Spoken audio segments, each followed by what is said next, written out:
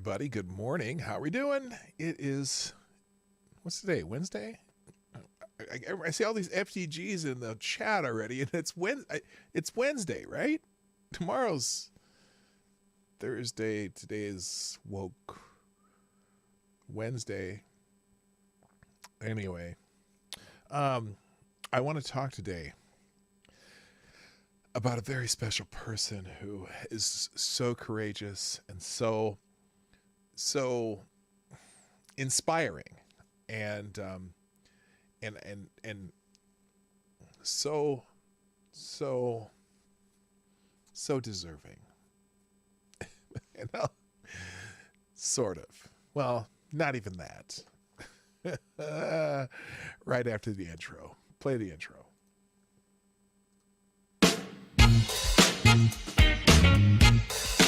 Ladies and gentlemen, coming to you live from the Lucky Dog studio in a hidden location somewhere in the upper Midwest of the United States of America, it's a brother making his own way but with all the wrong opinions. Welcome to the Morning Night Live with your host, yours truly, PDawgKnight.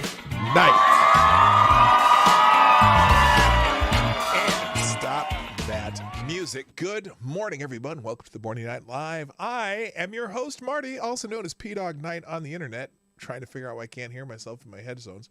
And welcome back to the Dawg Knight Channel, where we look at the daily news and marvel at some of the stupidity of the world.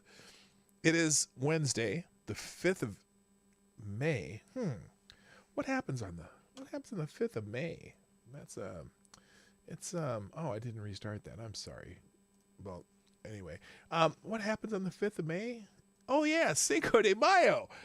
It's not Mexican Independence Day, but it is an excuse for Americans to go to the bar and have a couple margaritas or maybe a Corona, because the Corona Beer Company decided to make the Cinco de Mayo a big deal on Cinco de Mayo because they were trying to sell more beer.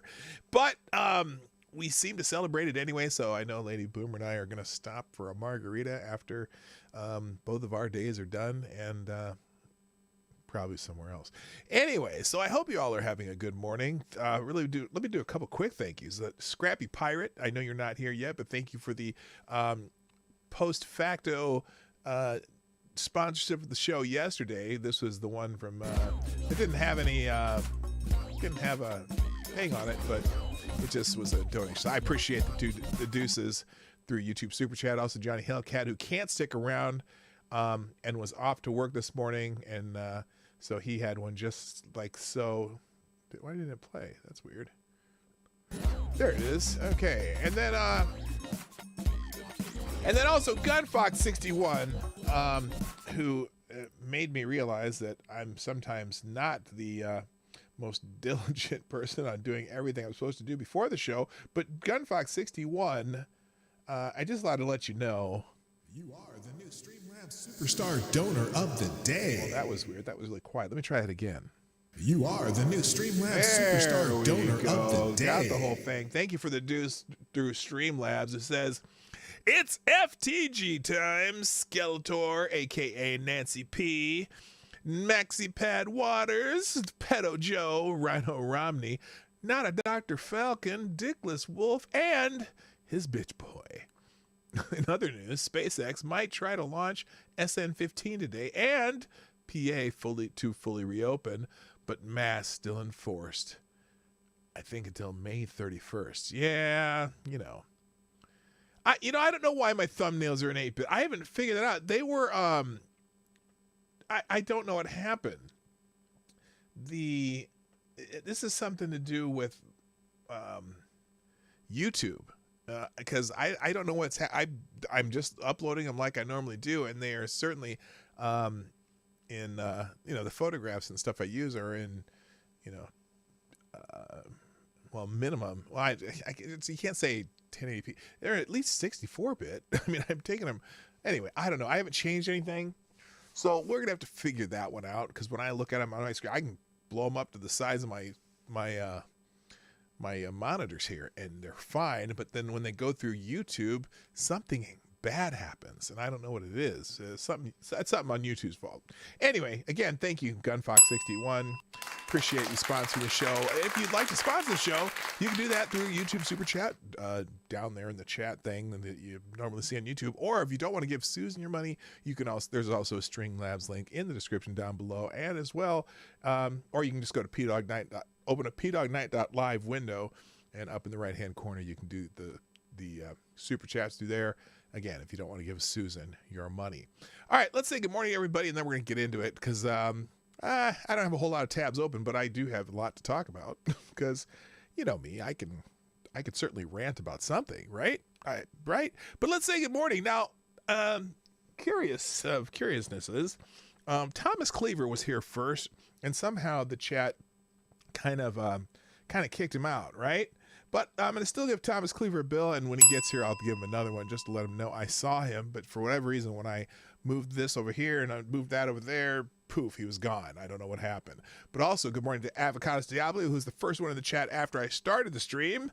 I'm going to give you a bell, too. Also, good morning, Selecta Boy. Yeah, boy. And Tarai Deos. Nice to see you again this morning. I was in the chat of Ranting Monkey this morning when I was at work, and that was about the only person I got to say hello to. And I was just a high tea because I can't do that much chatting when I'm at work. Good morning, Broken Word, who says breaking news. Now, this is breaking news that the entire world was on edge about. Facebook upholds Trump ban, confirming that millions of Candy Crush Saga participants will not or will be without his guidance for now. Yeah, I couldn't believe it, man. So it was, Brian Stelter was talking about this on CNN, and I get up my local news. It was literally the top story, whether or not they were going to let Trump back on Facebook. And there's a poll, I saw a poll about it, where 50% believe they should just allow Trump back on social media, and 49% said no. But apparently they went with the minority. Anyway, also good morning to Johnny Hellcat, who had to leave. Good morning, Gunfox61, again, who has already been a sponsor of the show and also is the expert administrator of the PDawgKnight Channel Discord server. So, and you can join that. I think that whatever reason my bot's not working to put that stuff in the chat, but I'll figure out how to fix it and get it in there eventually. Good morning, GNT. Are you stressed living? Oh, she has an ad. Oh. See, I didn't even see this, what she's talking about, but I'm going to look it up. That's for damn sure. She has a little ad here in the middle of the chat that I'm going to just go. Are you stressed living under lockdown in Canada? No worries. Just pretend to be a liberal and liberal suck up to Trudeau's soon-to-be ex-wife, and you too could join here for free yoga classes. I don't know what that's about, but I'm going to find out. Also, good morning to FTW Nil. I saw you earlier this morning, too. Hi again. Throws catnip at Hellcat. Also, good morning, Chicago Mike, who had to leave. What's with all the people having to come and go? What's that all about? I appreciate you dropping in and dropping a like. If you happen to watch this later, thank you for doing that. I appreciate it. Good morning, Jonathan Peterson. Good morning, Katie Did Skate. You found me. I don't know if you scroll. Okay, Katie. I don't know how much the chat will show up if you scroll up, but I did mention this earlier that I perhaps may have accidentally opened a second window. Well, here's the thing. I've never truly tried multi-streaming to YouTube and to Twitch on here. Well, when you just use YouTube, you can preset a stream, and you just go to that link and whatever, and you stream there. Well, today I tried streaming to both. Now, usually, other than Twitch, if you multi-stream to other channels, you can use that the pre-set up stream, right? But apparently you can't do that if you stream to YouTube and to Twitch. So I went and just set up one to see if I was doing an experiment to see if I could do it, and it opened up another window. So I don't know why. I don't know why it does that. Who knows? But whatever. So I'm glad you found me, Katie. I figured you would when the other stream just kind of disappeared. All right. Also, good morning to Attack Alpaca. Good morning, Amy in Connecticut. Hey, I haven't seen you a couple days. Nice to see you. Hey, comrades lurking and doing chores this morning, sending fiery but mostly peaceful hugs. Fantastic. Good morning, DI Freighter Watcher. How you doing? Did I say Attack Alpaca already? Yes, I did. Also, good morning to Wikipedia Snippet. Nice to have you back. San, welcome back. Welcome. Also, how am I doing here? Nobody, not me, is in the house. Atheist Icon's in the house. Good morning. And, well, or at least in the chat. I know there's more people in the chat than the people who are in the chat. Or more people than, never mind. More people in the house than there are in the chat. That's what I'm trying to say. Let's see. Who else is here? Justin Anderson, how you doing? What's up? And Spambot22. Now, I could have sworn I saw Keenan, Jaeger Pony. Ah, yeah, there are. Keenan, Jaeger Pony, Jesse Leon. I think that's it. And Tony A. What's happening? What is going on here? Did this thing jump on me? Oh, and Sapphire Dragon. I missed you too. All right. And is Thomas Cleaver back yet? I cannot tell. Well, whatever. If you're there, good morning, sir. And here's your bell again. All right. Let's get into the name of this stream, because there's an award being given out, and I think it's fantastic when people get awards. And I was just thinking, I was wondering if, let's put it this way. People are very generous with giving awards. For example, the governor of New York, Andrew Cuomo, was recently, well, not sort of recently, given an Emmy Award for his great work in giving out stupid 19 information. And so he got an Emmy Award because, his daily briefings that he used TV for, which is the Emmy Awards is made for TV things, right? Oh, Maddie too. Hi, Maddie. You could scroll up too and figure out why you were in another chat instead of this chat, but I'm glad you found me. Good morning. So the fact that Andrew Cuomo got an Emmy Award, I that's fantastic, right? FTG. Well, another governor's getting an award. And boy, this is amazing, because this governor has been so good for her state and for America. And so it's very important that we reward people who have done so well in wait a minute. Say what? What?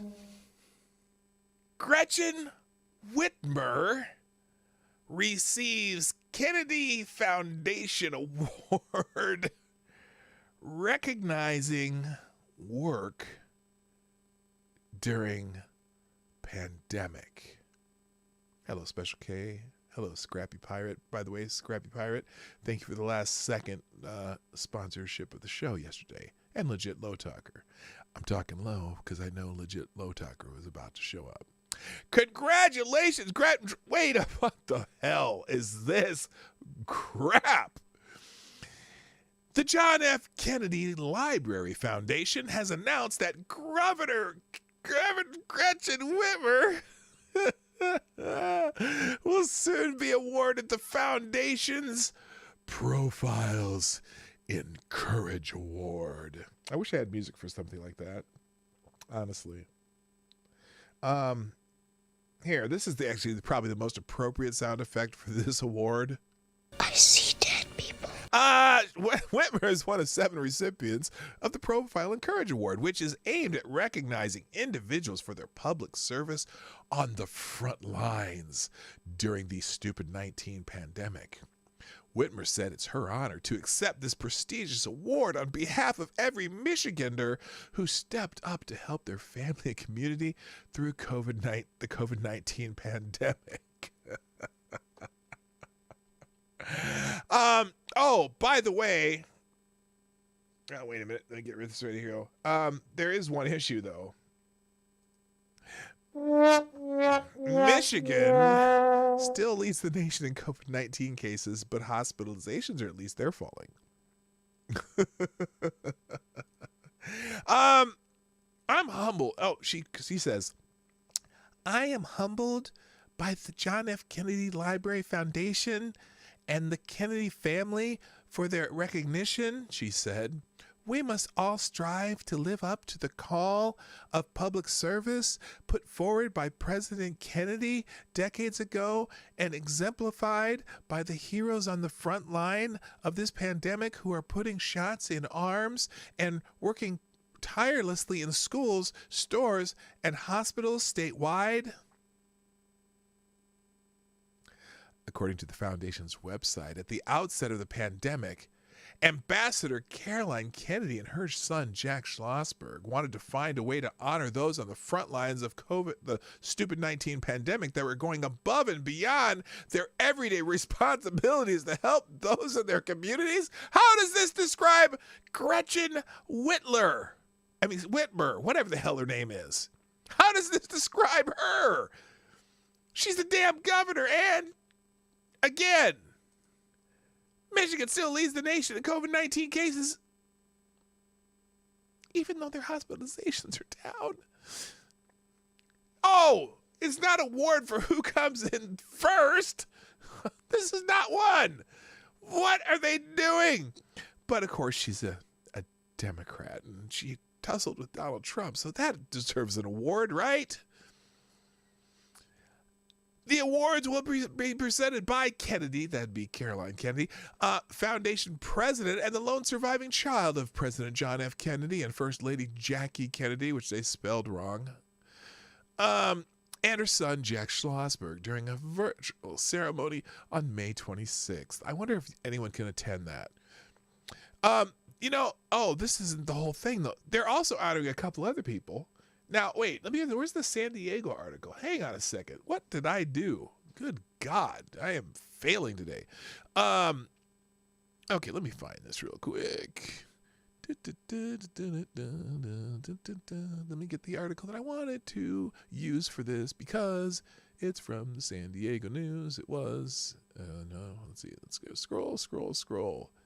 Detroit News. Where's the San Diego one? Oh, I know it. Here, let me go into my own. See, sometimes I just got to go into my own Twitter account, and I can find shit that I tweeted. How's that sound? Let's see. Oh, here's this. This one has a really unfortunate picture of her, though. It's really kind of funny. Look at this. I don't know what they did here.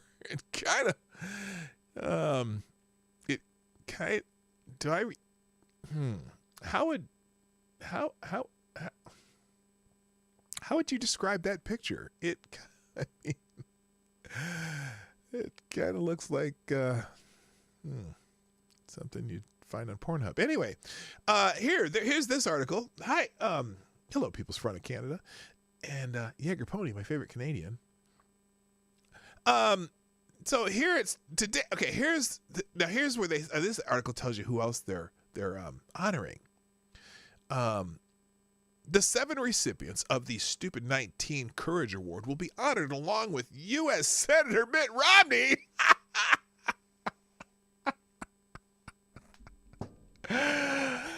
Oh my God. During a virtual ceremony that will be aired on May 26th, the Utah Republican in March was named the recipient of the annual award created by the family of the late president for public figures who risked their careers by embracing unpopular positions for the greater good. Oh, I get it. He voted for one of the articles of impeachment. So the Democrat relative of the former Democrat president.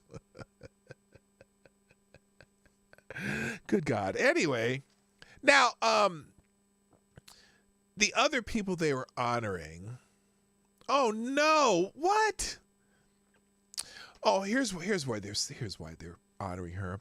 Whitmer faced harsh backlash for her measures to control the stupid in her home state, including armed protests at the state capitol and an alleged plot to kidnap and kill her. Wait, what? I think, that I'm not sure. I know they had that plot that had the FBI intermingled with the people who supposedly doing this plot. 13. Oh, here. Oh, I'm sorry. I should probably give this proper weight. Including armed protests at the state capitol and an alleged plot to kidnap and kill her. 13 people who authorities say were motivated in part by resentment over pandemic restrictions have been charged in connection with the plot. It's kind of, that one's falling apart too a little bit. Now the other recipients, let's see if they're worthy. Let's determine if these people are worthy. Dr. Amy Acton, former director of the Ohio Department of Health, whose partnership with Republican Governor Mike DeWine won praise for the state's early and aggressive actions, including being the first state to close the schools. Well, we've figured out that might not have been necessary, but Burnell Colton, the owner of Burnell's Market in New Orleans, Nolans for those of you who understand, who allowed dozens of customers who lost their jobs at the outset of the pandemic to take groceries on credit, putting his own livelihood at risk. That I kind of get. He gave people just personal credit so that they could eat. Now that is a hero and more deserving of the bell. In fact, that deserves a damn straight. I'll agree with that one. Real quick, thank you, Haywood Jablomi. Well, that's a fascinating name. I'm sure that was okay. What is your name? Oh, it's Haywood. Oh, that's an interesting name. What's your full name? Haywood Jablomi. You know, here's the thing.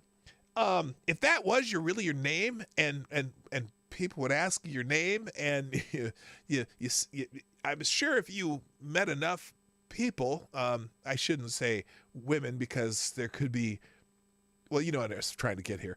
If you told people your name enough times, there's certainly, if you play the odds,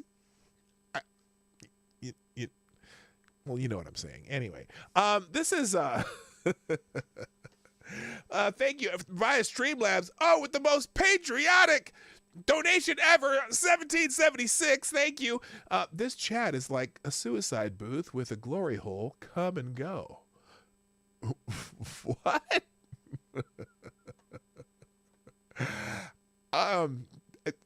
Yeah, thank you.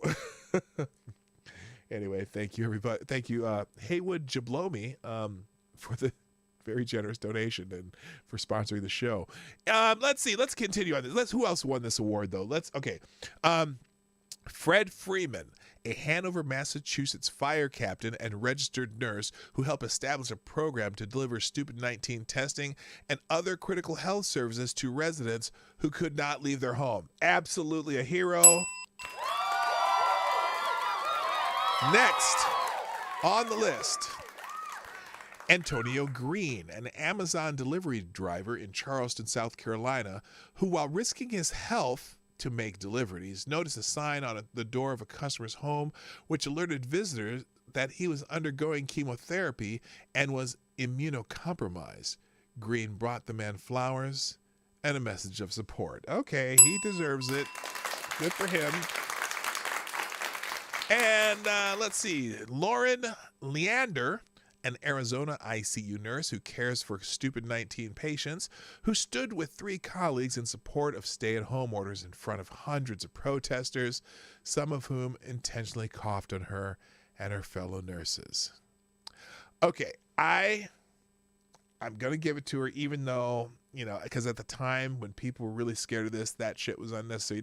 You can protest, but you don't need to cough on the nurse. And I'll get released. Well, the bell's just to give it. It's Woke Wednesday, so it's the Woke Wednesday bell as opposed to the Who Was Here First bell. But anyway, also the last one. Oh, good God. And Daryl R. Marks, an academic advisor in Arizona who advocates for the rights of the Navajo and Hopi tribal communities at Flagstaff High School, who coordinated deliveries of food and supplies to Navajo and Hopi families struggling during the pandemic and advocated for voting rights in the face of efforts to disenfranchise Native Americans. Okay, first of all, the first part of that, hey, absolutely deserves the cheer. I would like to hear the details, though, of the efforts to disenfranchise Native Americans. I hadn't heard about that one. I know they're trying to take the votes away from black people because, you know, some of these gun laws are the new Jim Eagle. But I just wonder, what did they do to try to disenfranchise the Native Americans? By the way, I forgot to tell, hey, would you blow me? You are the new Streamlabs Superstar Donor of the Day. Okay, let me go. I got to go back to that name. Am I right? If you told people your name enough, I mean, the odds, I mean, I'm just, you know, anyway, good morning, MC. Welcome to the show. Stop. Hammer time. Anyway. Oh my gosh. So, I just, I'm stuck on that "Hey, would you blow me" thing. Anyway, thank you so much, Maddie, for tweeting out the show. Also, well, just Maddie today. And oh, there we go. Forgotten Pet. And the Batman. Where's the Bat? Is the Batman here? Well, thanks for tweeting out the show. I greatly appreciate that. Also, good morning, John Art, Anna Lynn. And I think I caught up on the people in the chat. All right, let's go. Let's get into some other news because Gretchen Whitmer, I just can't. Now let's just get into like odd stories, odds and ends right away, because there's a few stories here that we should probably take a look at. Now in Louisville, there was a BLM protest, and I saw this New York Post thing on Twitter today, right? A New York Post article on this on the tweet thing, you know, where they do the tweets, and it said, well, hey, let me see if I can find. Well, I won't say the tweet and the headline to this. No, hang on. I gotta find it now because it kind of annoyed me. And when things annoy me, I try to show you the tweet. Oh, that's not that. Well, here's the tweet said, Louisville diner pulls gun on BLM protesters. Okay. That's what the tweet said. And then it points to an article in the New York Post. This article, but the title of the article was not in the tweet. It just said Louisville diner pulls gun on BLM protesters. Well, oh my gosh, it was updated. So I got to tell you, here's what it said before. It said Louisville diner pulls gun on BLM protesters in shocking video. Not 20 minutes ago, or 20 minutes before the show, that word armed was not in the headline. So it's been updated. There was a confrontation between patrons at La Chase and protesters. Now, this was on the day of the Kentucky Derby, right? A diner pulled a gun on armed Black Lives Matter protesters. And also, they changed it in the first headline in here, too. That line, it did not lead off with that 20 minutes before the show. I'm going to read it that way. I should have archived this. I knew it. I'm going to read it the way it read before. A diner pulled a gun on Black Lives Matter protesters when they stormed the outdoor area of an upscale Louisville restaurant on the day of the Kentucky Derby. The demonstrators were marching to Churchill Downs to demand justice for Breonna Taylor, who was shot dead by local cops in a botched drug raid last year after her boyfriend shot a cop in the leg with his gun first. That's not in the article. And this is not the New York Post style. They would usually be more a little diligent about that. But anyway, according to the Louisville Courier Journal, because that's how the Louisville Courier Journal describes it, The footage of the incident, tweeted by a reporter at the newspaper, shows Saturday's armed confrontation at La Chase. Some protesters intervened and urged the demonstrators to move away from the man who drew a gun, and police arrived a short time later, the paper reported.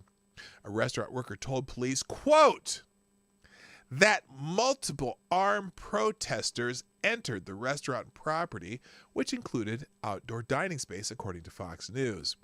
During the encounter, now this was in the original article. This part was not changed. Way down here in the article. During the encounter, both patrons and protesters brandished firearms, police spokeswoman Alicia Smiley told the outlet.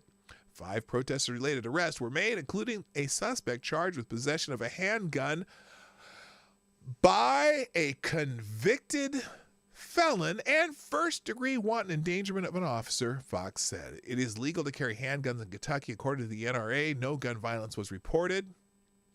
The incident comes a week after federal investigators announced sweeping constitutional rights probe of the beleaguered department in the wake of Taylor's shooting death. Yes, the Justice Department is going after the Louisville Police Department after it was determined already that this was not, it was not a murder. It was, gosh, they're still pushing this Breonna Taylor case, and may she rest in peace. She wasn't doing anything wrong when she saw it. Oh, Breonna Taylor's boyfriend filed a federal suit against Louisville PD. Is that new? No, that had to be a while ago. I'm going to open that one too. When is this from? This is from, when did this happen? Oh, that was March 14th. I knew I'd heard that one before, which I don't know if that's going anywhere. Because this is the boyfriend who shot at the cops. I mean, come on. Anyway, but at least now they changed the article to include the fact that this was not just the diner who had a gun pulled, but that he pulled a gun on armed Black Lives Matter protesters when they stormed the outdoor area of the upscale. So at least they changed that. Oh man, I gotta tell you, because sometimes they're so freaking dishonest. But anyway, let's see here. What do we got? 39 people in the house, 22 likes. Come on, people, get your like game going. And also, if you really like the show, share it and drop a couple of bucks in the tip jar. In fact, here's a commercial just about that.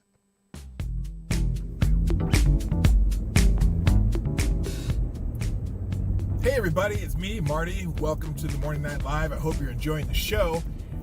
The Morning Night Live is sponsored by you, the viewers of the Morning Night Live. Please, if you have a moment, take time to share this stream by hitting that little arrow down below or up here if you're on a mobile. And please hit the like button. I know you like it, you're still here and you're still watching. And finally, if you want to support the show, you can do that through your donations and SuperChats, which are in the description down below. You can do that at Streamlabs link or at PDawgKnight.live. That every little bit helps. And thank you for watching. Now back to the show. Alrighty then, and I'm back. Hi there. All right. This one is from a little while ago, but I just thought that it was a couple weeks ago, or this was a week old, but apparently didn't get much national coverage. Usually when the police do something, it gets such national coverage, particularly if they happen to end the life of a person of melanin enhancement. But it only works when that happens. So I thought this was a interesting story that didn't get coverage, that maybe deserved it. Atlanta police officer saves a man in a burning car in wild body camera footage. Multiple Atlanta police officers are heroes after saving a man in a burning car. The Atlanta Police Department released body cam footage Monday after several officers working to get an unconscious man out of a burning car. At one point, you can hear an officer shout that the unconscious man is having a seizure. Watch the intense situation unfold in the video below. Let's see. We'll just play the video here. I hope this isn't okay. So this is. I know that's kind of loud. I apologize. It's hard to hear. Let me make this full screen here. So this is the body cam footage. And apparently this officer is a female. She's got some, well, not necessarily, I shouldn't assume gender when I see unskippable ads. What? There should not be unskippable ads on my stream. I'll fix that. Sorry, thank you, Sean. Good morning, Sean, by the way. So this officer has some green fingernails. What is this? Now this is cool. Now look, see, now look. Wait, hold up. I gotta pause this for a second. Burning car. Officers trying to extinguish the fire in a burning car. And this female officer, or at least I'm assuming female by the big ass green fingernails, running toward the danger. Huh. It's amazing. Police officers running toward the danger.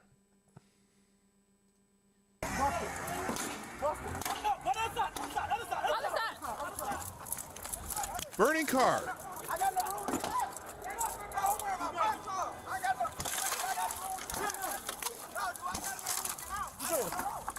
Get him out.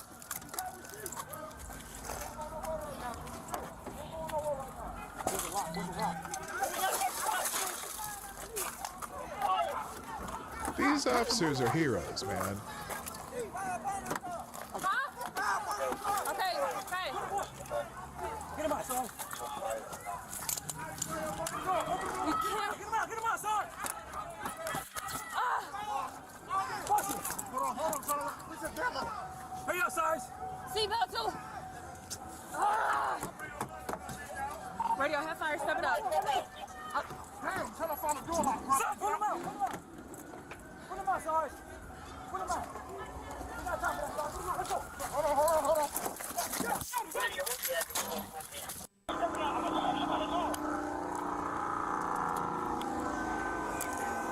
Oh, that's through the yellow vest. Okay. Slow down. He's in the car. Slow down, Bouquet. I got you. Hit him out. Come on. Let's go.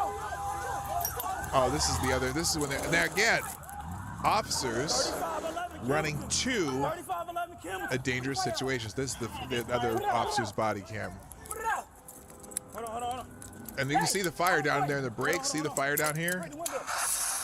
It's a dangerous situation. And these officers, accident too. Oh my goodness. Other side. His face. Hold on, get back. Get back.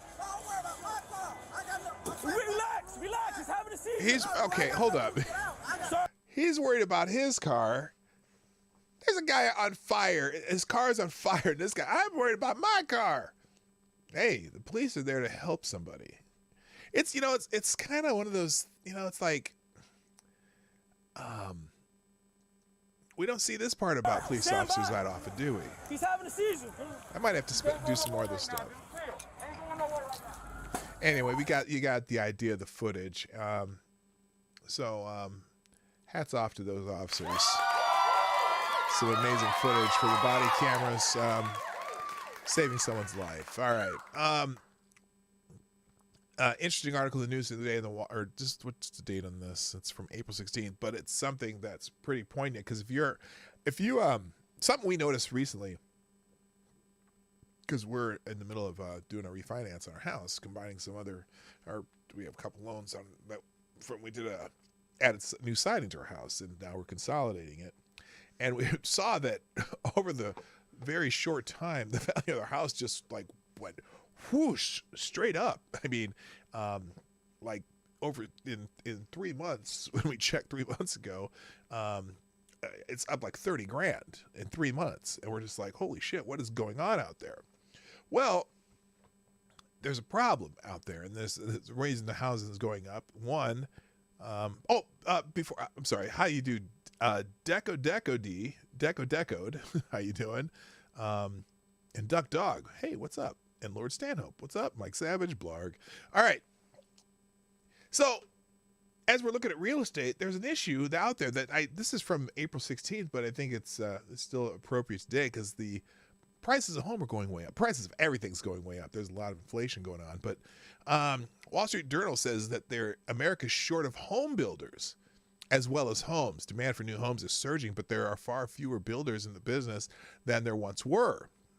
America needs more houses, but there aren't as many home builders around to make them as there used to be. The Commerce Department on Friday reported that construction began on 1.74 million homes in March at a seasonally adjusted annual rate, and that was a big move up from February's 1.46 million housing starts when winter storms stifled construction and marked the highest levels since July 2006 when the housing bubble was coming undone.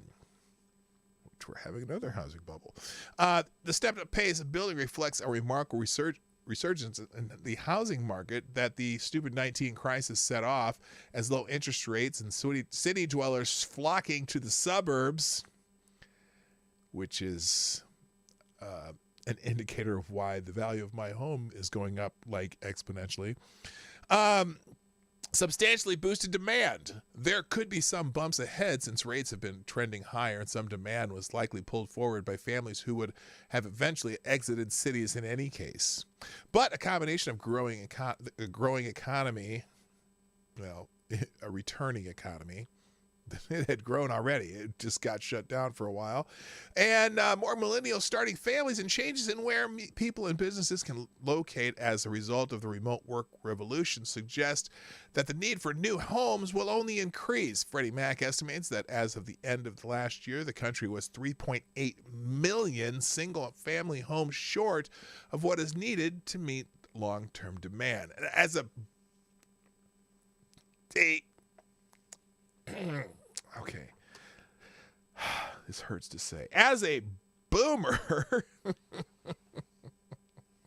or the last of the boomers, as you know me as, we've been thinking about downsizing, and we went to go look at homes that are half the size of the house we live in now, and it's like they're the same price as the house we live in now. It's ridiculous because there's a whole shit ton of boomers like me. I mean, I'm the last of the boomer, but boomers and even the younger millennials who have, kids done with college and they want to move out and maybe downsize to a house. And there are so many of us and 3.8 million short in the housing needs. Well, that doesn't make for a good buyer's market. It makes for a seller's market and very competitive in buying. And houses in my suburb right now, I was talking to a realtor friend of mine. He's like, yeah, they're going like crazy. A lot of people are moving out of Minneapolis and St. Paul. Now, I can't imagine why. I have no idea why people would be moving out of Minneapolis. Is that what he said? Yeah, he did. Yeah. Yeah, we got to Minneapolis. I can't imagine why. Uncle Bobbity, what's up? Anyway, that was just me yelling out your name. Oh, I got to show you. Uncle Bobbity would appreciate this picture of Gretchen Whitler. What's her name? Whitmer. I might go back to that just for shits and grins. Anyway, before the housing bubble burst, that demand would have been easier to meet. There were far more home builders then, particularly speculative builders who built homes without a guaranteed buyer. In the tally of U.S. businesses it conducts every 5 years, the Census Bureau in 2007 counted 32,158 spec builders, which are people who just build homes and hope speculative builders, that's what it stands for. Operating the country in 2017, it was only 15,483. Let me just go through those numbers again because you probably don't remember the first one I just said. The difference between 32,000 and 15,000. Half as many spec builders out there. That's crazy. That's crazy. Especially because I was in the mortgage business. I'm really, really interested in this kind of stuff. Half as many spec builders out there right now. That's nuts. No wonder they're not building as many houses. Now, big public builders have a much larger footprint. Okay, so like the Pulte's and, D.R. Hortons and those. But they tend to, especially like like the D.R. Horton type place, they build all these giant suburban homes. To find a small, like a downsizable home, or even a downsizable, like, I wouldn't even mind a detached townhome. I don't necessarily want to be an attached townhome, but a detached townhome, you just can't find them because either the new buyers are buying them or the boomers are buying them. Like the boomers who are older than me, because I'm the last of the boomers. Remember that. Anyway, this is fascinating. So that's probably why home prices are kind of going crazy. I mean, for me, it's not necessarily impossible to do, because if the value of our house goes up, we'll have more to put down in the next home. So it's but I don't want to do a lateral move where I'm going to a smaller house but paying the same thing. That's not why you do not why you do the downsizing thing. So anyway, for those of you who are too young to give a shit, I'm sorry. We'll move on to something else that's more interesting. Let's see here. Oh, did you hear about that guy that was like some Texas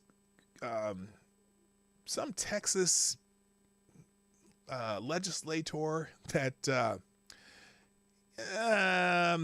decided that after Tim Scott did the rebuttal for the Republicans at the whatever that speech that Biden gave last week was, well, there was this guy in Texas, he was a Democrat, who decided that he would use, it isn't the forbidden word to describe people who are melanin enhanced, but it was a word that just is, it's definitely a slur, a racial slur, calling Tim Scott an Oreo. Well, he has now resigned. I've embarrassed myself and my party. Texas Democrat official resigns after calling Tim Scott an Oreo. Democratic Party Chairman Gary O'Connor of Lamar County in Texas resigned Tuesday after facing backlash for calling Republican South Carolina Senator Tim Scott an Oreo. O'Connor called the senator a racially derogatory term following Scott's rebuttal to the President Joe Biden's joint address to Congress Wednesday for the Republican Party. Quote, "I had hoped that Scott might show some common sense." Well, wait a minute. Whoa. Fuck you. Okay, your common sense may not be his common sense, and his common sense may not be yours, and shut the fuck up. Anyway, but it seems clear he's little more than an Oreo with no real principles, O'Connor wrote. Good God. O'Connor faced I almost said blacklash, that's funny. O'Connor faced backlash from fellow Texas politicians, including Republican Governor Greg Abbott, who called the comments disgusting, hateful, and completely unacceptable. Well, no, it's a Democrat. Democrats can say whatever the hell they want about black people that don't toe the line, right? Well, at least he had the smarts to resign. FTG. I'm not even gonna. Yeah, there's the tweet. Oh no, this is Greg Abbott talking about him. Alan West, of course, condemned it. Yeah, I'm sure lots of Republicans condemned it. Yeah, FTG. Thank you, GunFox61, for another deuce in the old sponsor box. Who says, yeah, and just wait until the schools... and just wait till the school taxes come. I'm sure those useless woke idiots will tax the crap out of everyone. Oh, the schools will be robbing all the homeowners. Just you watch. Now, I am very fortunate in that particular arena. Okay, our particular school system, which is the reason we moved in this particular suburb, is because it does have excellent schools, and we were very, very conscious of that when we were choosing where we were going to live, and we seem to be very fortunate in this particular suburb because the school system here is pretty damn good about keeping costs under control, and it's for considering how well the students in this district do, our cost per pupil spending per pupil is really pretty low, and we haven't had any big school levies or big property tax increases due to the schools. So, and also, I think hopefully, because we are growing, that won't happen because the tax base in our community is growing, being a popular suburb. So we'll see what happens, but thank you, Gunfuck61, for the continued support. Appreciate it. Let's see. Other news. Let's skip that and we'll come back to that one. Oh, did you hear that Derek Chauvin's attorneys have filed a motion to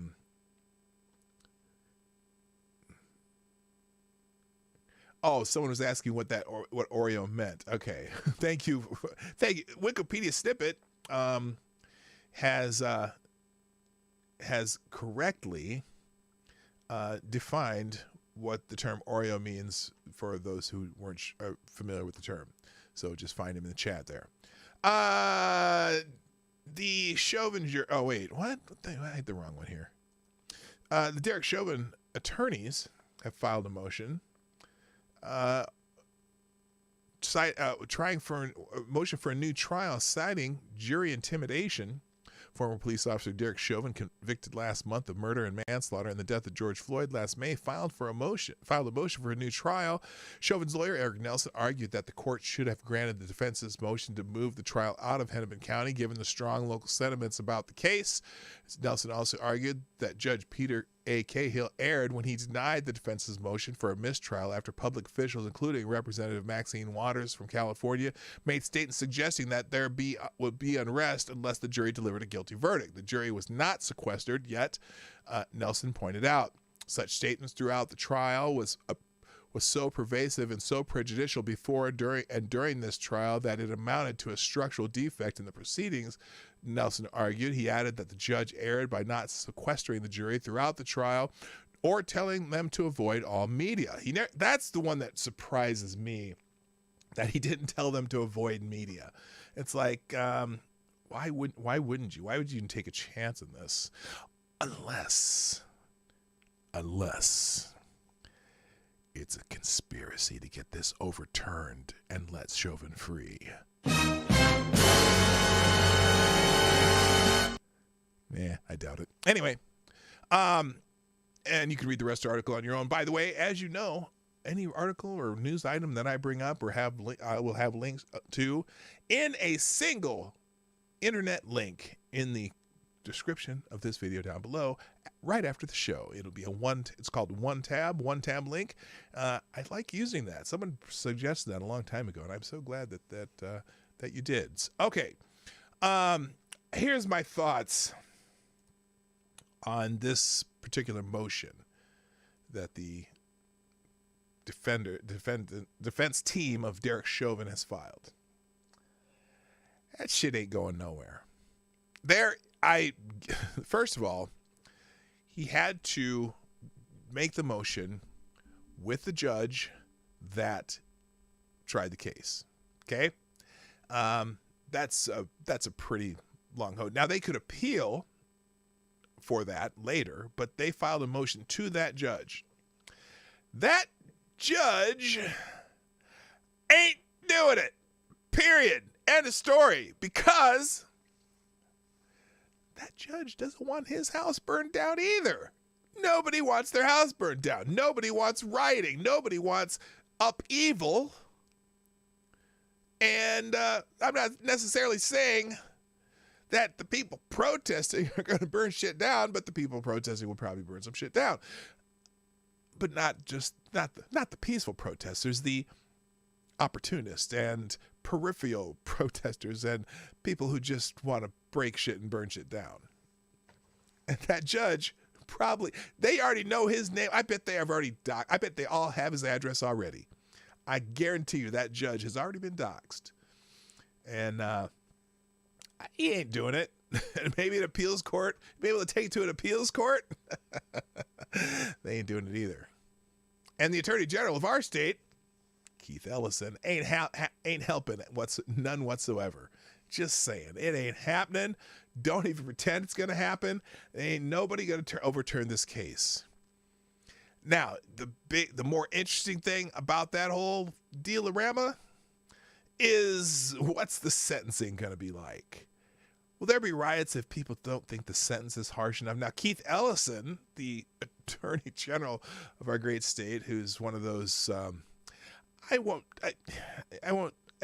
to invoke the name of the Hungarian billionaire who likes to throw money around. Is he Hungarian? I can't remember. Whatever he is, you know, that guy that you're not supposed to name because that you'll be called anti-Semite, and his name rhymes with Boros. He's one of those guys, one of those super left woke attorney generals who, you know, will release people who do felony, you know, criminal acts, but, you know, in the name of justice. Yeah, he wants a max sentence for Derek Chauvin, which I'm like, oh. My thoughts are that might happen just because of the politicization, whatever, you know what I mean. You know the thing. You know the thing. Politicization. Oh, okay. Hig, what's happening? Say hi to Cindy. I'm sure she's there in the background. And also, good morning, always lost and nothing else, who's known in this chat as Alone Tonight, always goodbye on my own. I'm sorry. I'm not going to sing anymore because for some reason I can't sing that high right now. Nothing is over. Nothing. Rambo. All right. Anyway, thank you, Wikipedia Snippet, for being my Wikipedia in the chat too. I have to appreciate you popping out definitions for me. That's awesome. Speaking of justice, Merrick Garland's has this is hilarious because, you know, those people who did the stupid shit on January 6th, that most of them are walking away with misdemeanor charges because it was the selfie insurrection. Well, Merrick Garland still wants to make sure that we find those domestic terrorists, and so this combined with the announcement yesterday that the FBI's or the Justice Department, somebody's gonna rely on some private firms to go dig into people. Not literally, by the way, that'd be kind of gross. You know, probe people for their potential for being domestic terrorists. You're a lying dog face pony. Sorry, I hit dog face instead of dun dun dun.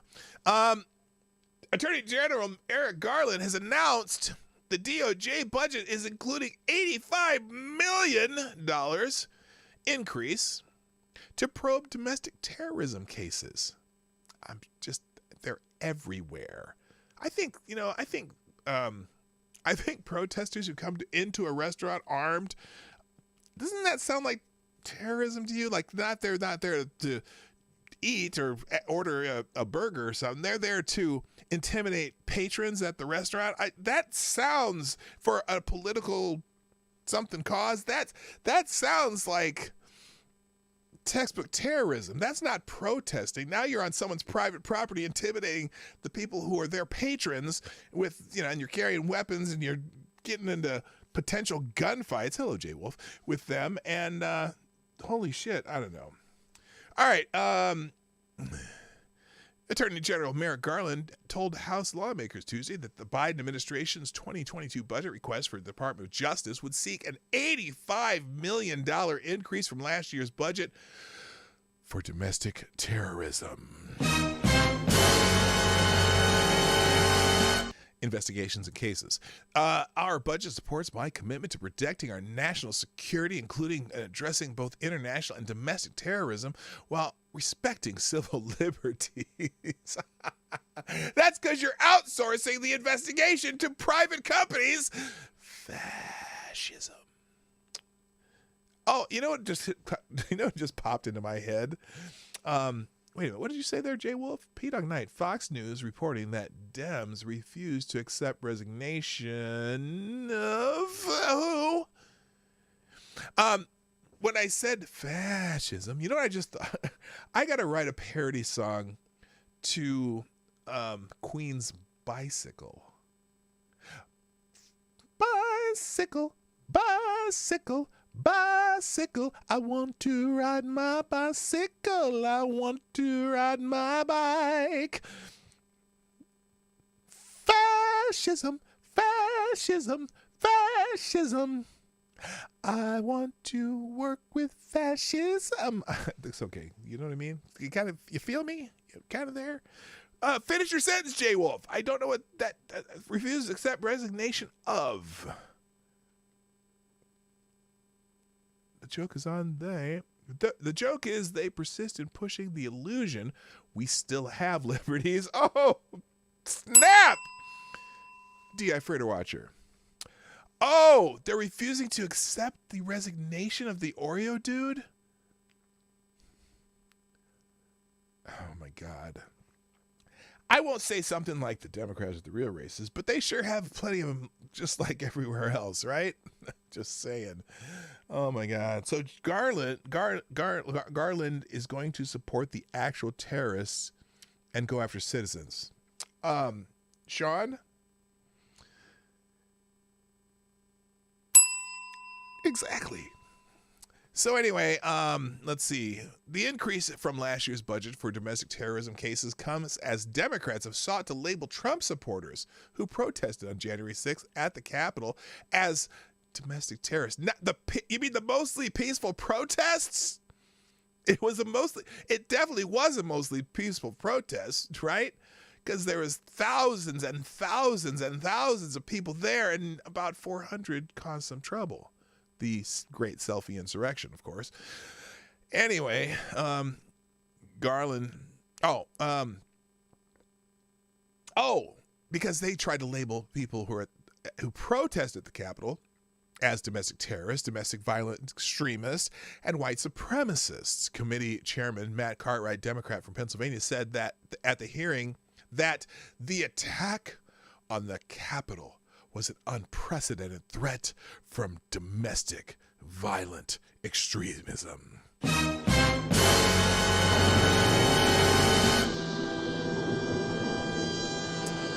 hit the wrong button. Garland also said Garland testified during his confirmation. Okay, never mind.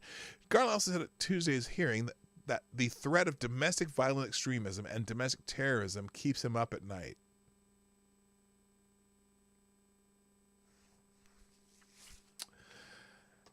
Oh my God. If you want to read more about that hearing, it'll be in the tab. It'll be in the links down below after the show. Good Lord. Check your Twitter feed. Sent you the article, not PDK News. Okay. Yeah. Okay. On my, in my notifications, I take it. What the hell is going on here? Oh, how did you send it? Okay. I don't see it, Jay. Sent you the article. Oh, my Twitter feed. As in, did you do a mention? That's weird. All right, it'll pop up eventually. But yeah, that's they're not accepting that dude's resignation. Who called Tim Scott an Oreo? How special? That's special, isn't it? Let's see.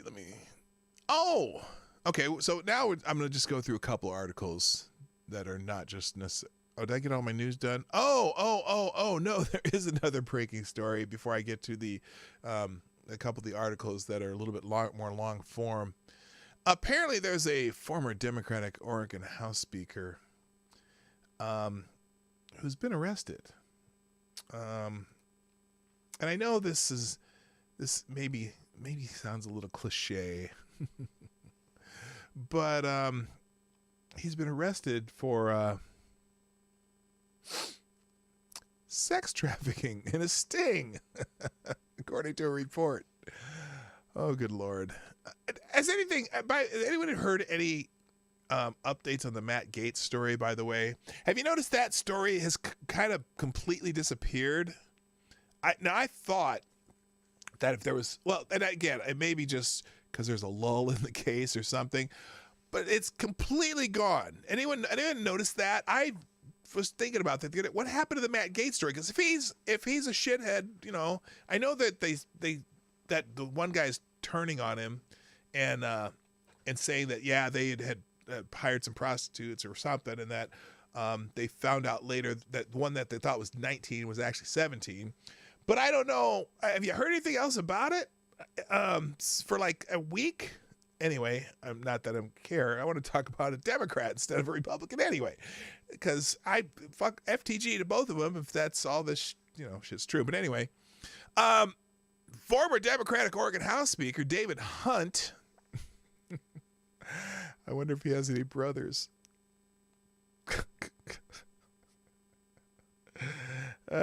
For those of you too young, I'm pretty sure Dave has a brother, Michael. He goes by Mike. Anyway, is facing charges after being arrested in an April sex trafficking sting, the Portland Tribune reported. Dave Hunt and seven other men, I don't want to have that many sausage around, were arrested after clicking on decoy advertisements, which Portland police posted on popular human trafficking websites, the Portland Tribune reported. Wait, hold on. Hold on. There's a sentence there that doesn't quite make sense.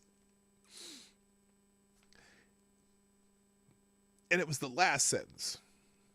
The Hunt and seven other men were arrested after clicking on decoy advertisements, which Portland police posted on popular human trafficking websites? What? Popular human trafficking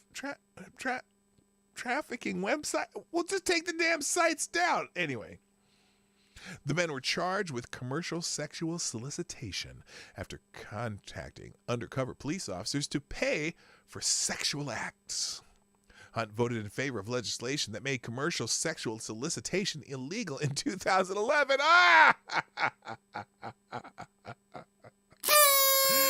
Oh, he voted in favor of legislation to make it illegal. Oh my God. According to the Portland Tribune, he sponsored a separate bill that was designed to combat sex trafficking in 2007. The Portland Police Bureau didn't publish the names of the men who were caught in the sting in its original announcement Saturday, but said a list could be obtained upon request. And on Monday, police granted the Portland Tribune's request for the list. The portion of the police report obtained by Portland Tribune listed the same full name and address and date of birth as Hunt, as opposed to his brother Michael. The former House Speaker declined to comment when the Portland outlet asked him about the allegations. I don't think I should talk about that, Hunt told the Portland Tribune. Hey, Dave, is it Dave Hunt? Is that his first name? Dave. That's probably a pretty good idea. You might want to just zip it until after you speak with your lawyer, and maybe even after you speak with your lawyer. Keep it zipped. Just saying. Congratulations, Dave. You are the... China is asshole. Oh, wrong one. You are... That's something else, Dave. Say hi to Michael for me. Okay. All right. Now, a couple little longer form stories that are interesting. So, apparently the FBI tried to do a sting on Senator Rob... or tried to set up Senator Ron Johnson because, that's what the FBI should be doing. They should be trying to fuck with U.S. senators. Anyway, so here's an article in the Federalist about how the FBI's failed Ron Johnson setup is a case study in how agencies use corrupt reporters to peddle lies and hurt their American enemies. Because they do. For years now, a number of the country's most prominent publications have assumed the groveling role of palace guards for the state and its friends in Congress. Wait, let me make that a little more, what's the word? Accurate for its Democrat friends in Congress. The Washington Post The Washington Post gave its readers a clear-eyed view this weekend of how American intel agencies work with sympathetic reporters to smear and discredit political opponents. That reminds me of Donald Trump. Ignoring a specific explanation from one of the article's targets of how reporters were being used and leading to embarrassing corrections in multiple articles, as well as the New York Times and NBC News. Real quick, thank you, GunFox61 with the quince. I'm going to keep calling fives a quince, even though that's not correct. Who says, news around the world in 30 seconds. Oh, okay. Mexico, 24 dead in a train crash. Yeah, we read about that one yesterday. Death toll expected to rise. Was that the one in Mexico City, the train that fell off like a bridge? Gunfox, out of curiosity. China and Indian forces exchanged gunfire. No injuries reported. Oh, gosh.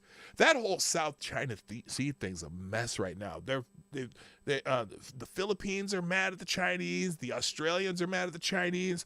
And India and China with both over 1 billion people. That could... we just got to hope that doesn't escalate. That's just, anyway. And then, China pushing into other Asian countries' water, fishing and oil drilling. Yeah, I know. That's because they know Joe Biden has no interest in keeping them in check. So, and by the way, thank you for the check via Streamlabs, GunFox61. Appreciate your continued support. And this is awesome. All right, back to this. Now, the story that they're talking about here targeted Rudy Giuliani and Wisconsin Senator Ron Johnson, excitedly reporting that they were the targets of Russian disinformation campaigns and had been warned of this by the FBI. Sound familiar? Unsurprisingly, there were a number of problems. First, powerful people across the planet are often the targets of foreign disinformation campaigns. This is normal. Second, powerful intel agencies have a history of conducting briefings solely to create records that can then be leaked to sympathetic reporters in order to generate stories about said threats. Third, there were no actionable specifics in the Johnson briefing, as the senator explained to the Post, generating strong evidence for his suspicion the FBI was setting him up. Fourth, as well, the big Giuliani briefing didn't actually happen at all. The bridge collapse. Yeah, that's the one we read yesterday, and that was awful, man. Yeah, that and now what are we talking about in the United States? Something about trains and rail transportation. Anyway, not that, look, it's rare, but still you hear it's like when if a plane crashes in New Guinea, everyone gets worried about plane travel, when actually plane travel per mile is probably the safest travel out there. But that's one of those statistics that you manipulate, whatever. But yeah, it's pretty rare, but still not a good thing. And I feel bad for the people in Mexico City. Back to this, though. Let's begin with how powerful people are often the targets of foreign disinformation campaigns. Since the early 20th century, and the Russians have sought to influence reporters, politicians, entertainers, public intellectuals, and other powerful people around the planet. It isn't new. It's well documented, and it isn't necessarily partisan. Johnson explained this pattern to the Washington Post, but the publication decided to not include this important portion of his explanation. It is being printed for the first time at the Federalist. Here's what Johnson said. Because of my position as chairman of the Subcommittee on Europe and Regional Security Cooperation, I have always been aware of Russian disinformation and the need to be careful believing and using any information coming from sources from that region. In fact, during all my investigations, we have viewed every piece of information and evidence with skepticism and rigorously worked to verify everything. Our report on Hunter Biden proves the meticulousness of our methods. That is why we asked for and received a briefing on the suspected Russian agent, Andriy Telezenko, and received assurances from the FBI that there was no reason that the committee should not continue their investigation. See the report, page 59. We made that clear in the report last September. Oh, the Washington Post didn't put that part in there. Next up, and crucially, powerful intel agencies have known and a well-documented history of conducting briefings solely to create records that can be leaked to sympathetic. Now that's the same. Isn't that the same damn sentence? Sounds like it. Anyway, solely to create records that can then be leaked to sympathetic reporters in order to generate the narratives actors at the agency want. This isn't conspiracy. Former FBI Director James Comey admitted it to the Senate 4 years ago, testifying that he had briefed the then president on his theories of Russian collusion, a conspiracy he also testified was not true, only to record his interactions and leak them to a friend to hand off to an allied reporter. His goal, he explained, was to prompt an appointment of a special counsel, which they did. He wasn't alone in this. Director of National Intelligence James Clapper, dickhead, and CI Director John Brennan were both part of the plan and played their roles as well. Of course, it seemed obvious enough to skeptical reporters way back when, but skepticism of the state isn't the game with Trump and the Republicans, is it? Instead of incredulity, the American public was treated to now 5 straight years of media mouthpieces spreading of both the propaganda of our intel agencies and Russian disinformation from the fake P-tape on down. This rest of this article is really, it's not, is that the end? Oh, that is near the end of the article. But I'll let you read the rest yourself, but you get the idea. They dirty bastards in intelligence just try to fucking fake stories. And then finally, let's talk about Auntie Maxine. This is an interesting article from Larry Elder. Now, I like Larry Elder. I think sometimes he simplifies certain things that maybe aren't that simple, but I thought this was pretty good. Maxine Waters' anti-cop rhetoric is getting black people killed. Now, just the headline alone makes me think of that professor yesterday, the teacher who got pulled over, right? And she's berating this Hispanic police officer. You remember the video yesterday, and where she's, talking about calling him a murderer. You're a murderer, she says. You're a murderer. And then says, you're here to murder me and my son. Her son's in the car. Now, I don't know how old her son in the car was when she said that. But imagine this, okay? You say something like that in front of your son, and what you're implying is that people that look like this man, and I don't mean because he's Hispanic, but because he's wearing that uniform right there, is here to murder you when he sees you, without any other provocations other than that he pulled you over for some sort of violation. You are here to murder me and my son. Now, if that son's old enough to understand what his mother just said, and generally when you learn from your parents, right? You have a trust in your parents and not to strangers. The police officer's a stranger. Mother is not a stranger. So you're going to believe this person who's not a stranger. What does that child learn if that's the rhetoric that he's getting from his mother? That person in the uniform in the funny looking black and white car with the things on top of it is a danger to you. So now as you grow up and that's the rhetoric you're hearing in your home, the mother's a danger to you, the police are a danger to you, that you're hearing from people you trust, and you're a young person who's old enough to drive your own car, and you see that car behind you with the lights flashing. What is in your psyche when that person starts getting out of their car? You are fearful. You feel like this is a danger to you. And that's what we're doing right now. We're brainwashing a whole generation of people to think that that person's going to kill you. And so now what happens?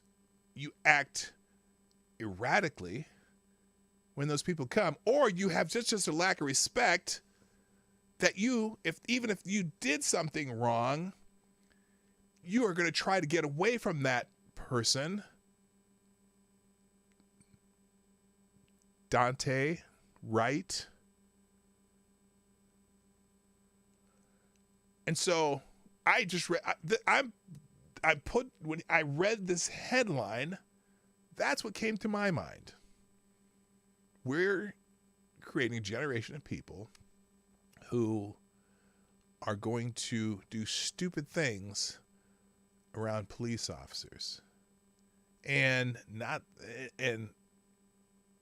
that's going to be justified. Again, whether it's justified or not, you're going to create situations because of this fear and that you have, or this attitude that you have toward a person in uniform that is unnecessary in 99.999% of the interactions. So, in June 19th, Maxine Waters from California publicly exhorted her supporters to harass cabinet members of the Trump administration. At an outdoor rally in Los Angeles, Waters, with a microphone in hand and amplifiers nearby, shouted, "Let's make sure we show up wherever they show up. And if you see somebody from that cabinet in a restaurant or a department store or a gasoline station, you get out and create a crowd. You push back on them. You tell them they're not welcome anymore, anywhere." In response, President Trump tweeted, "Congressman Maxine Waters," I can't do his voice anymore. I never could. "An extraordinarily low IQ person has become, together with Nancy Pelosi, the face of the Democratic Party. She has just called for harm to supporters, of which there are many, of the Make America Great Again movement. Be careful what you wish for, Max." Asked by a news anchor why America has such difficulty in making change when it comes to violence and injustice done to black people, Waters responded, "The police, I think really believe, and in some ways are led to believe, that their greatest challenge and their greatest chore is to keep, black people put in place." The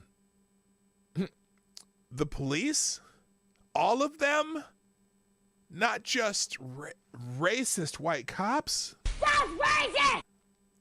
And Waters meant now, today, not decades ago. She said police are, quote, led to believe that their greatest challenge is to keep black people in their place, end quote.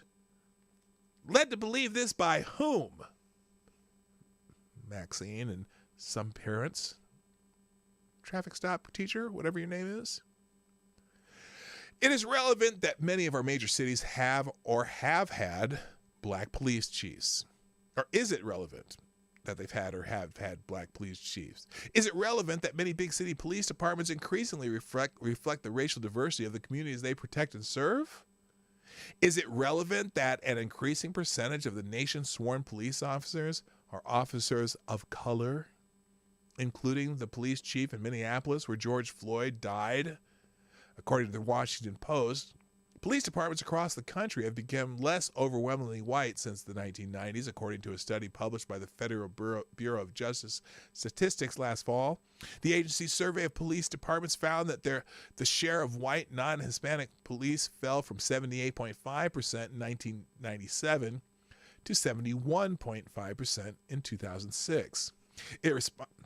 Irresponsible attacks against the supposedly, quote, systemically racist, end quote, police by politicians like Waters are in part responsible for the Ferguson effect, the phenomenon of cops pulling back from proactive policing for fear of accusations of engaging in systemic racism.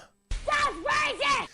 In reaction to anti-police protests in Chicago in 2015, then Mayor Rahm Emanuel said the city's police have gone fetal. Emanuel said, "We have allowed our police departments to get fetal, and it's having a direct consequence. They have pulled back from the ability to interdict. They don't want to be news stories themselves. They don't want their career ended early, and it's having an impact." He later added, quote, "Officers themselves are telling me about how the news over the last 15 months impacted their instincts. Do they stop or do they keep driving? When I stop here, is it going to be my career on the line? Meanwhile, in Los Angeles County, Waters' home base, homicides during the first 2 months of 2021 were up. Oh, this is depressing. We're up 186% compared with 2020, according to Fox News. Now, the only thing I can think of, were people staying at home more, that the homicides were down in 2020 versus this year, but we're talking in the first 2 months. So January, February, there was no COVID, at least mentally. It was here. We just didn't know it. So up 186%. When cops pull back from proactive policing, crime goes up. By teaching young blacks that cops hate them, why would a young black man comply when pulled over by a systemically racist cop? And this failure to comply can turn a traffic stop into something deadly. Waters' rhetoric has led to an increase in homicides in America's cities. Now that's the correlation versus causation there, but still the overall rhetoric in our country, maybe. But anyway, Waters' rhetoric has led to an increase in homicides in American cities, where the majority of the victims are the very people of color she claims to care so deeply about. So, good stuff by Larry with Federalist. Again, that article will also be in the tabs down below. Hey, you know what? I actually, for once after months and months, might be ending on time, sort of. Unless there's any other breaking news. I'm checking my Twitter feed here. There we go. Okay. Oh, here we go. Where's the article? You know what? I can't. Did you tag me on? You tagged me on Twitter, you said. I'm not sure who did it. Anyway, good morning, Asian Research Directorate, by the way. Also, T-Ball, nice to see you. I thought I saw Non-Bold Nation, too. But Assassin of the Gray, what's up? Check Your Logic, I'm glad to see you. Mr. Yes, a whole bunch of people I hadn't said hi to yet. Hey, this is kind of the end of the show, but not quite, because, again, I'm looking for, just before I go, we'll check the breaking news if there's anything that, they've made a big deal about this stupid shit. So remember that picture of Jill Biden with Jimmy and Rosalind Carter? So the people were asking, why does the Bidens look so huge and the Carters look so small? And so, I mean, they will, it's so weird how Twitter will just kind of cover for everything that Biden does. And this is one of the news topics that they have in their news tab. Wide-angle lens in a tight space is the possible explanation for the outcome of Biden's photo with the Carters, photographers say. Who gives a crap? The Carter Center released a photo from President Joe Biden and First Lady Dr. Jill Biden's visit to the home of Jimmy and Rosalind Carter in Plains, Georgia. The photo caused confusion and as some question why sizing and proportion of the Bidens next to the Carters look so different. Photojournalists and video experts and others have explained that a wide-angle lens in a tiny room which distorts what's closer to the camera is likely the cause. Except there's one problem. Do Joe and Jill look like they are closer to the camera, that much closer to the camera than Jimmy and Rosalind? Could it be that 5'10" Jimmy Carter in his old age and sitting down instead of kneeling and upright, kneeling very upright in a posture positive position, might just look smaller because he's sitting down slouched and so is Rosalind slouched, and they're in their 90s, they've shrunk a little bit, and so they just look smaller. And Joe and Jill might just have giant melons that nobody's noticed before. Could it be that? Why are we explaining why it looks like this? You know what I want an explanation for? You know what? The only thing I want an explanation for in this stupid picture, and it's not even a stupid picture. Actually, it's a charming picture. You know what? as much as I think Jimmy Carter was an awful president, I think he's one of the greatest ex-presidents ever. I think the stuff that he's done and with his life since he has been president, mainly not talking about presidents behind him until Trump, of course, but he kind of just faded off into the distance and did his Habitat for Humanity thing. And I think he's just done wonderful work around the world trying to save people and shit. But I didn't even forget what the hell I was talking about. It's a charming picture, the new president, they're Democrats, and they're all happy and shit. But my question about this picture, there's only one question anyone should be asking. Period. One single question. Where are your fucking masks that you constantly pretend you're wearing for a reason? He wears a mask during Zoom calls, during outdoor press conferences. They wore masks walking to the helicopter with nobody else near them at the White House because the camera's on. But now, see, here's the problem. Here's what happened. See, because the masks are theater for the Bidens. Excuse me. But this photo was not released by the White House. It was released by the Carter Center. And nobody told the Carter Center, do not release the photo that doesn't have the mask. Jimmy Carter is 5'10". Joe Biden is 6 feet tall. I bet you though, the way they're slouching those chairs, because look, Jill's literally parallel to Jimmy Carter. Now, Joe Biden is slightly forward, but again, they're leaning down, slouching chairs with their, compressed backs from 91 or 97 or however the fuck old they are, backs and shit. They're, shrunken old people, which every old people shrinks. My mom used to be like 5'3", and now she's like 5'1". And look, the Bidens are both on their knee in a very upright position, so they're gonna look bigger. It's just who cares? Who freaking cares? Rant over. I came over here to find if there's any breaking news. Oh, Jon Stewart's still trending. My God, don't care. Let's see. BuzzFeed. New emails from the Mueller investigation show private communications from Flynn, Manafort, Bannon, and Kushner. BuzzFeed News. Yeah, I'm going to take my national security news from BuzzFeed. Nope. Section 230's trending. COVID-19 news. Tensions boil at UT Austin over the eyes of Texas, where the students are refusing to work with a man with a gun. Refusing to work and a man with a gun crashed virtual event. Wait a minute. Hold on.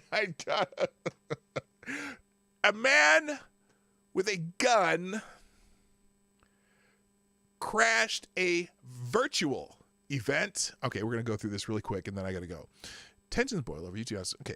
A student group is hosting an event with a UT Austin professor about the song when a man entered the online Zoom call with his face covered, holding what appeared to be a large gun. Tensions are boiling over because the Eyes of Texas is this like school song, and their students are refusing to work. A man with a gun crashed a virtual event. Nearly 180 faculty have signed a new petition calling for the song's removal. This is the University of Texas. Because I can't remember why. Let's see if it says in this thread. Some context, UT Austin officials have stood by the eyes over pleas that the university distance itself from the song because it originated at a minstrel show where students likely wore blackface. Now, notice it doesn't say that they did wear blackface. It just says where they likely wore blackface. Alumni and donors have pushed the university to keep the song because you know what? Do you go against the money? Yeah, maybe not a good idea. They sing it at the end of football games. And it's, you know what? If there's anything explicitly racist in the song, I could see maybe having consternation over whether or not it's sung at a football game or not. But they're protesting it because it originated at a minstrel show where students likely wear blackface. Does that change anything about the song itself? But the students are not backing down. Dozens of students who give campus tours to prospective Longhorns are refusing to work this week over a dispute about the plaque with the Eyes of Texas lyrics hanging in the admissions welcome center. Oh my God. Just this week, a threatening incident was reported at UT Austin Police where a student-led online event about the Eyes of Texas was crashed by an unknown man on camera wearing a bandana over his mouth and nose and who appeared to be loading a large gun. Now that's, I could see that being a little bit intimidating, not. And now, oh my God, this guy, Walter, whatever his name is, I'm not going to tell you his name. Don't contact him. I didn't put it on the screen. Good. Walter somebody says, if black students at Texas want this song to go away bad enough, they can make it happen, organize and protest. And just when activist UT students and some staff not spending considerable time focused on protests and petitions, sowing division, creating tension, it's relentless. Let other student groups step up, give tours, and show UT is a welcoming environment for all people. Yeah, that's one of those right there. Okay, guys, I need to decompress and actually go to my other job. So, y'all, before you do anything, before you even fathom clicking anything, hit the like button before you go, and please share the stream. We want to have more people and have more fun, right? But not that you guys are fun. You guys are fantastic, but the more the merrier. And if you want to sponsor the show, you can do that through Streamlabs, through YouTube SuperChats, through Venmo, and through Cashapp, all in the description down below. Plus, remember, resist fascism at PDawgKnight.live in the merch tab. All kinds of merch and t-shirts and stuff. And I hope you all have a great day. Thanks for being here, folks, but I definitely got to go. My name is PDawgKnight. And I'm out of here. Bye-bye. Hey, this is PDawgKnight, and thank you for watching today on the PDawgKnight channel. If you have an observation or remark you'd like to make about this video or my channel, I absolutely welcome you to write it in the comment section down below. I really look forward to hearing from you. And before you go, if you like what you saw but you're not already subscribed, please make sure you hit the subscribe button and definitely click that bell that pops up afterwards so you'll be notified when I post new videos or when we go live. I broadcast my live show, The Morning Night Live, Monday through Friday at 10 o'clock Eastern, 9 o'clock Central. A special thank you to all the supporters of this channel who share our videos on social media and who make donations through Streamlabs, YouTube, Venmo, and Cash App, which are all linked in the description down below. Thanks again, and until next time, I'm PDawgKnight, and I'm out of here.